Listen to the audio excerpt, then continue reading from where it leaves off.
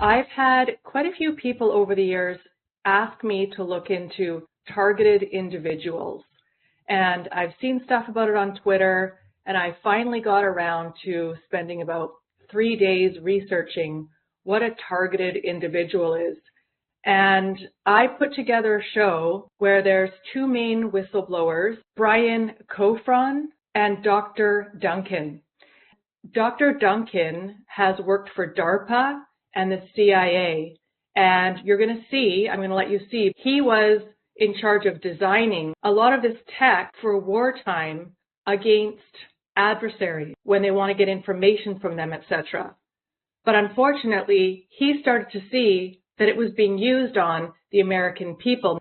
He talked about how worldwide he believes there's about 1 million people that are actually targeted individuals right now that they need to do testing on so that they can start doing what they need to do to bring in this agenda of having everybody hooked up to the internet. We know that they're not denying that this will be a possibility soon, and that nobody would offer to be a guinea pig of this technology, but they can't roll it out America-wide or worldwide without guinea pigs. It's impossible. So what they've been doing is targeting people who don't have a lot of friends, who don't have a lot of people they can lean on, and testing on their brain this new technology, which they do from far away. Now, there's a lot of mind control that they're showing, that they're experimenting on people right now, but it's interesting the way they break down these poor individuals who nobody knows what's wrong with them, who are hearing voices. There's no denying that this technology exists. They're not denying it.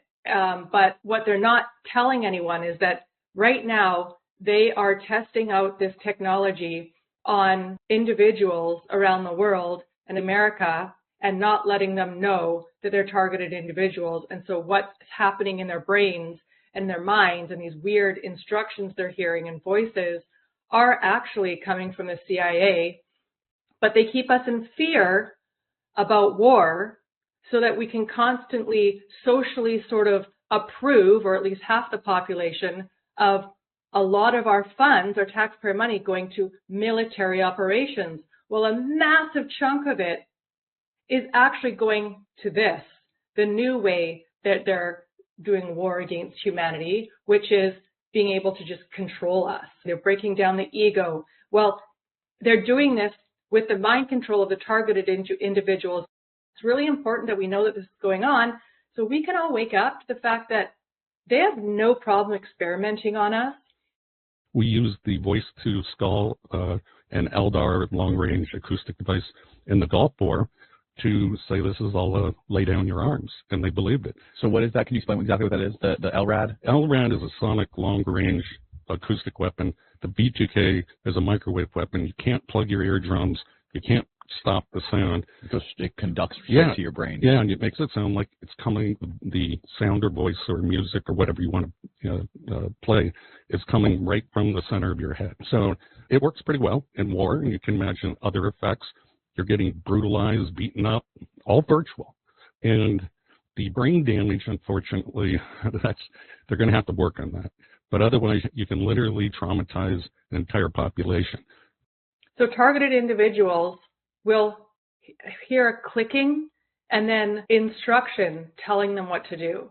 And it gets abusive if you're not doing it. So they'll break you down and say horrible things like your family hates you, they want to murder you, or he talks about how if there's a certain sort of like politician they want gone, they will target individuals so that this person thinks that that politician's voice is in their head, driving them crazy to the point where these people want to pull out a gun and kill that particular politician. And so that's why he also mentions later that guns, he said, if they want to disarm a country, they can mind control people already to go do mass shootings so that everyone agrees to give up their guns. Because the agenda for North America is to disarm us. So some of them, it's just people that are crazy. We know that. But he talks about it later. If they have a certain agenda they need to accomplish, they can get somebody to just go do it with mind control. They're already testing it out on people.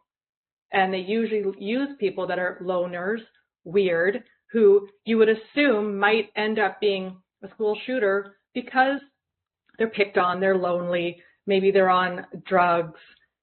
Anyway, he talks about who they target. Even though this technology is very old, very old. What, the Neuralink technology? Yeah, yeah. Really? How old is it? I can track back at least synthetic telepathy or piping voices into people's head right around Kennedy's assassination, but about 1958 was the earliest target I could find. It really seemed to come online with a bunch of people in about 1976, the bicentennial of this nation. And there seems to be increases in the number of people that have these complaints given bigger military budgets. Now, why there's a correlation there, I don't know. You'll have to make your own speculation. But this isn't new. Havana Syndrome, it's not new by any means. It has a new name. It's getting recognition by the news. But honestly, it's been squelched. It's been covered up for many, many decades. These military operations, a lot of people are finding out about them. I don't know what we're going to do about it, but it's important that we all understand what's going on. Like, truth has to be brought to light first, and we know that's the first step.